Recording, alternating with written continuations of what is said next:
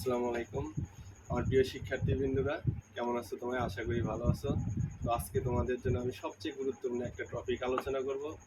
আজকে যে টপিকটা আমি আলোচনা করব সেটা হচ্ছে সকল ক্লাসের এবং সেটা 6 থেকে ইন্টারমিডিয়েট অর্থাৎ একাদশ এবং দ্বাদশ শ্রেণী পর্যন্ত, যেটা খুবই একটা গুরুত্বপূর্ণ বিষয়। এবং ছাত্রছাত্রীরা প্রায় আমাকে একটা কোশ্চেন করে থাকে যে স্যার, রিয়ারেন্স যে আইটেমটা থাকে সেই আইটেমটা কিভাবে আমরা অ্যান্সার করব।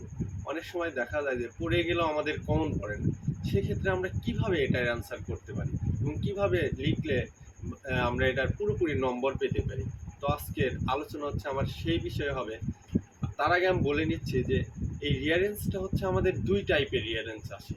একটা হচ্ছে জীবনীমূলক, তার মানে পার্সোনাল বেসড, আর একটা হচ্ছে গল্পমূলক। তো আজকে পার্ট ওয়ানে আমি আলোচনা করবো হচ্ছে জীবনীমূলক ক্লিয়ারেন্স এবং কিভাবে তোমরা এটা সাজাবে এবং এমনভাবে সাজাবে যেন তোমরা 5-এ 5 পাও। যদি আমার আজকের এই ভিডিওটি তুমি যদি ফার্স্ট থেকে লাস্ট পর্যন্ত দেখো, আশা করি তোমরা সকল ক্লাসের মোস্টলি 6 থেকে দ্বাদশ শ্রেণী পর্যন্ত তোমার রিয়ারেন্সে আর কোনো সমস্যা থাকবে না। আজকের এক ক্লাসেই এবং পরবর্তী এক ক্লাসে, এই দুই ক্লাসে রিয়ারেন্সের সকল সমস্যা আমরা শেষ করব। চলো তাহলে দেখে নিই আজকে রিয়ারেন্সের জীবনীমূলক রিয়ারেন্সটা আমরা কিভাবে শেষ করতে পারি। চলো তাহলে দেখো, রিয়ারেন্স মাস্টার্স টেকনিক কিভাবে আমরা এটা লিখব। পার্ট ওয়ান আমি বলছি যে জীবনীমূলক রিয়ারেন্স হবে আজকের আলোচনায়।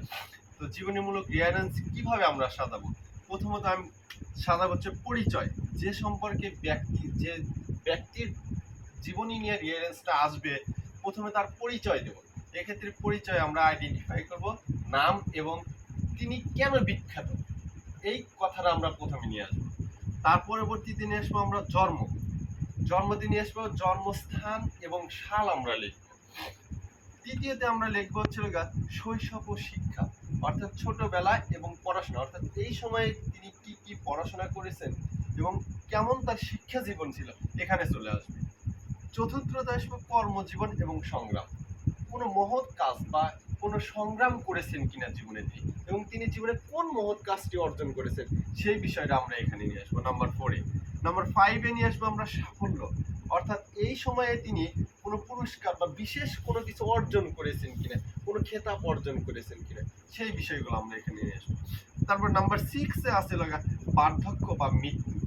এখানে আসবে জীবনের শেষ সময় বা মৃত্যু, অর্থাৎ একজন মানুষের শেষ পরিণতি হচ্ছে মৃত্যু, কিভাবে তার জীবনটা শেষ হলো এবং কিভাবে সে মারা গেল, এই নাম্বার 6-এ আমরা নিয়ে আসবো সেটা।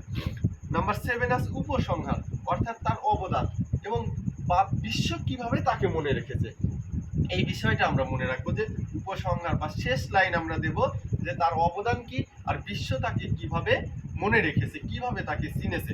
এই শেষের দুইটা পয়েন্ট, অর্থাৎ আমাদের শেষের পয়েন্টটা নাও থাকতে পারে, আমাদের শেষের বেশিরভাগ ব্যক্তিগত রিয়ারেন্সে আমাদের থাকে হচ্ছে বার্ধক্য বা মৃত্যু। এই লাইনটা আমাদের শেষেই দিতে হবে, যে জীবনের শেষ সময় বা মৃত্যু। তো এইভাবে যদি তুমি রিয়ারেন্স সেট আপ করতে পারো, তাহলে তুমি ফুল মার্ক রিয়ারেন্সে পেয়ে যাবে এবং সেটা 6 থেকে দ্বাদশ শ্রেণী পর্যন্ত তুমি পেয়ে যাবে, কোনো ভুল থাকবে না। থ্যাংক ইউ, ধন্যবাদ। এবং আমার এফবি পেজ এবং ইউটিউব চ্যানেল ফরহাদ স্যার নামে তোমরা সবাই পেজটা সাবস্ক্রাইব করে দেবে এবং ফলো দিয়ে রাখবে, এবং পরবর্তী ভিডিওর জন্য আগামীকাল থাকবে ইনশাল্লাহ পার্ট 2-তে কিভাবে আমরা রিয়ারেন্স শেষ করা যায়। Thank you.